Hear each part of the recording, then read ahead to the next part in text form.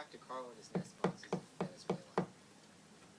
Carl set out to figure out how parrots get their names, where the names come from.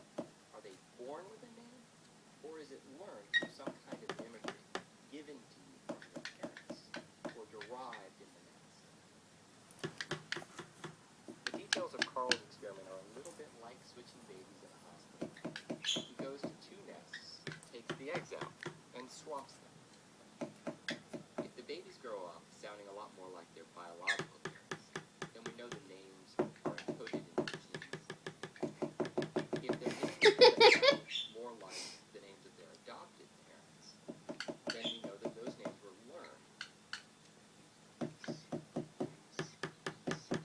Carl has cameras and microphones inside and outside of the tube, and it records everything that happens in each of the nests. That's silly.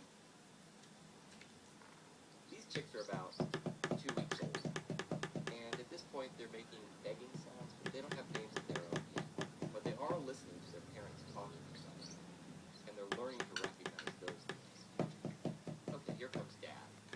Hey kids, it's Dad. And now Mama runs outside. You can see her tail flipping back and forth. She says, "Hey Dad, is that you down there?" "Yeah, Mom, it's me, Dad. Come on down." And the chicks are hearing all of this interaction between the parents calling their names back and forth. Here we are a week later. These chicks are all sleeping. When they hear the sound of their own